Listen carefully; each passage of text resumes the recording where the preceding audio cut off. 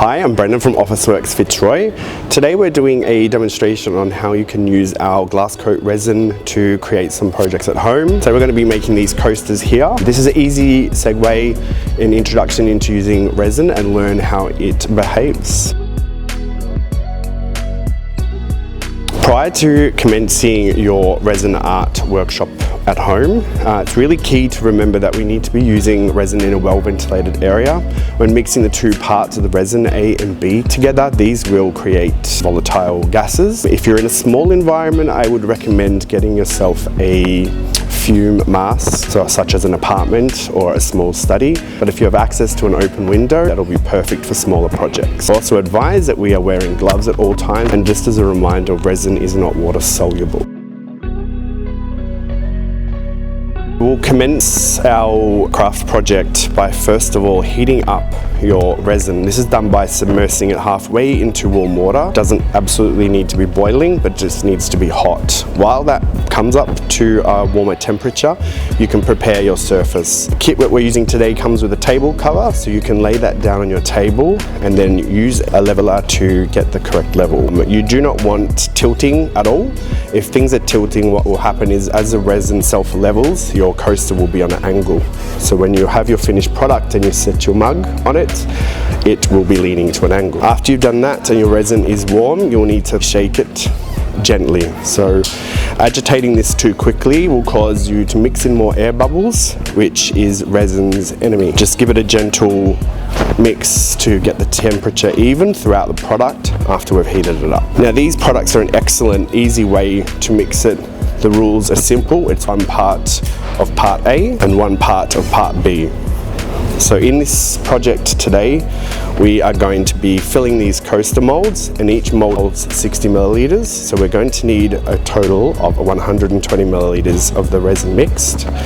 We have 3 smaller cups to divide it evenly amongst them so we can mix our different colors. Today we're going to be using Pearl X pigments to color our resins. So we're going to be using pink gold, silver, and some normal gold to recreate this.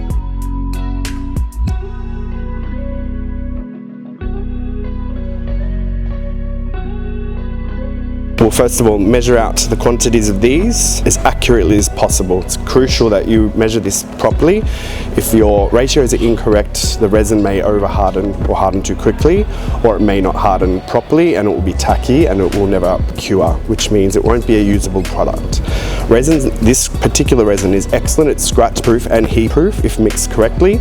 So it's important that you spend the time to make sure you're measuring these out properly.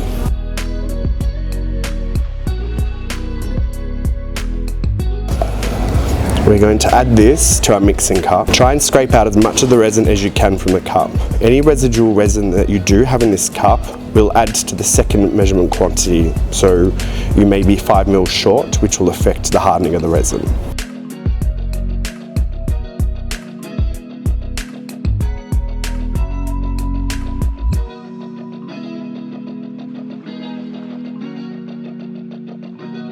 So now that we've measured our 2 components of the resin into the cup, we are going to mix these together. We want to aim for at least 2 minutes of mixing. Even though both products are clear, it is absolutely paramount that these are blended thoroughly to ensure a proper cure. We don't want to mix these quickly. It is to be mixed at a steady pace, so we're not mixing in additional air bubbles within the mix. As we mix the resin, scrape the sides to ensure and the bottom that we're capturing both A and B components of the resin. The resin has turned slightly cloudy as we begin to mix, and as this becomes more thoroughly combined, it will turn clear again. Please don't be alarmed. The resin will now begin to slowly warm up, and this is a chemical reaction between the 2 components that helps start the curing process. Now that we've mixed our resin as thoroughly as we possibly can, I'm going to divide this into 3 cups. This is where you can get creative. Choose the amounts that you would like to have of each color. So today the gold is quite a strong pigment, so I'm not going to mix quite as much of this gold color as the other 2. So I'm going to divide it by eye. We don't need to be accurate at this stage.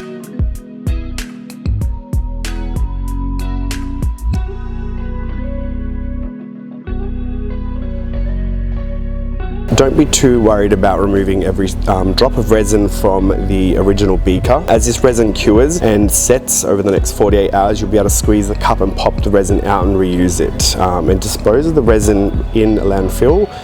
Do not try and wash this down the sink. So now I have divided my colors. I'm going to start adding the pigments. A small amount, perhaps 1/4 teaspoon, will be sufficient for this volume of resin, and slightly less of the gold.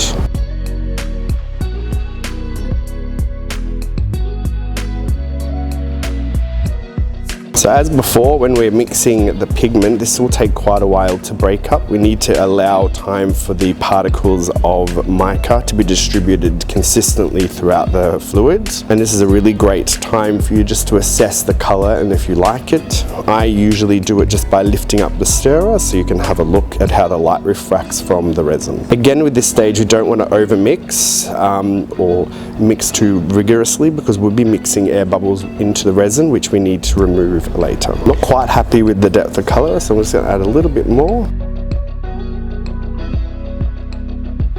Incorrectly mixed mica powder, or these colored pearlescent powders, will cause, once the resin to cure, for this to settle up near the top, and there will be no parts of your coaster or the project that you're working on that won't have the same amount of light refraction or glass effect. So just note, make sure that you're thoroughly mixing these in.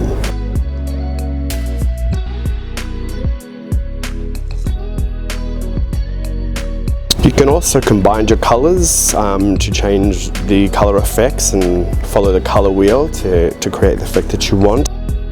Something to note, resin is a self-moving product, so the design that you originally pour will not be the design that is the final product 24 hours later.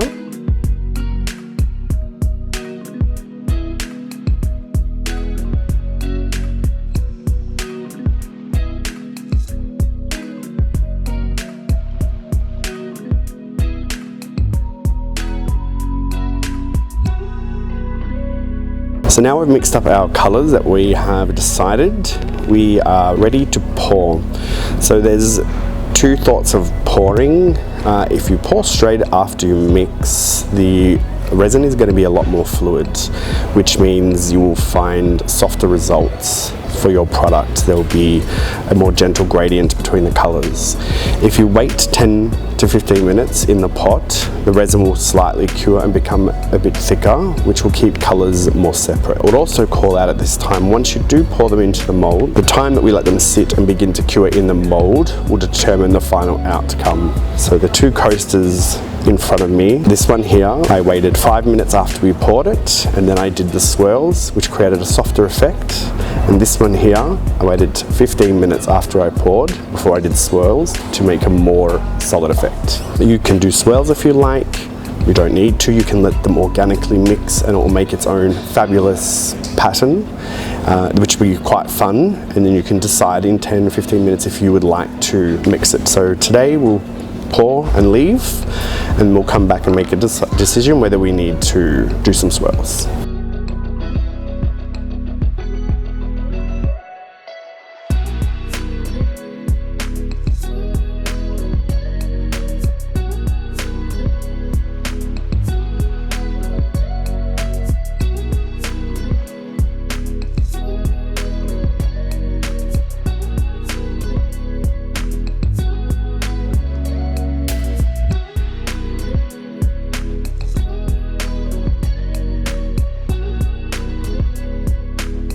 Just note as you pour how the resin's behaving. You can see it pushing the other resin out of the way. And just note how far up the edge the resin is coming from the coaster mold. That'll tell you when you need to stop. As we added some mica powder, this has increased the volume of the resin that we have in the cup, so you'll find you will not be using it all. So as resin cures, it drastically changes the way it is in the mold. The different amounts of powders cause the resin to be of different viscosities, so it will change the way it behaves within the mold. As it warms up, as it's curing, these physically become warm to the touch. It'll continue to move within the coaster, and it will not look like this in 10 minutes time. The gold most likely is going to sink to the bottom. So we're going to leave this for initial 2 minutes to allow the bubbles to rise to the surface. Gonna pop the bubbles and then we'll come back when the resin has hardened a bit to do some swirls.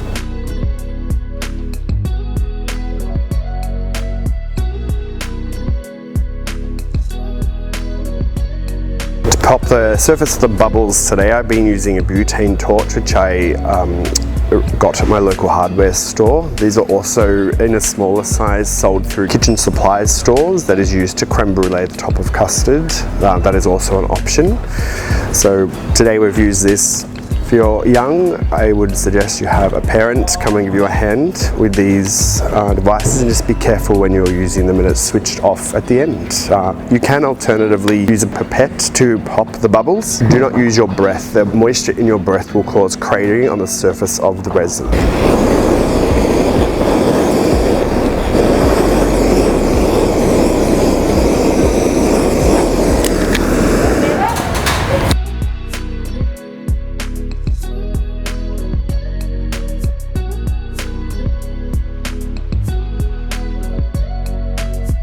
We're going to create some swirls within our resin. You could, if you enjoy this effect, which I think looks quite striking as it is, you could leave it organically set or cure, but I'm going to create a couple of swirls just to show you how you can personalize your coasters even further.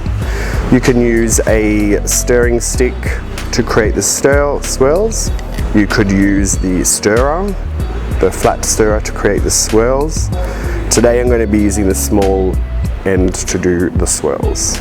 Keep in mind, wherever you move the stirrer, you're going to have it pucker at the beginning, and then resin will flow behind to fill in the space. So the effect that you create is not necessarily going to be the one you think.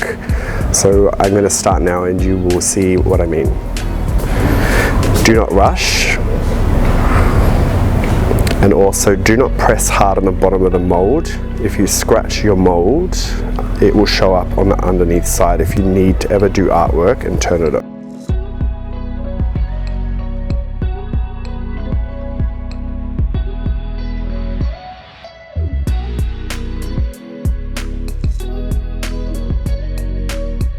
We're just going to wait one moment and let this set a little bit. And if I feel I need to make some adjustments, I can go in and re-swirl.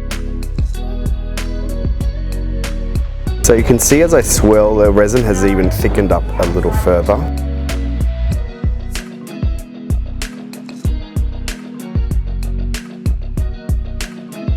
So our final step is to let this sit for 1 minute, and then we'll do a final bubble pop.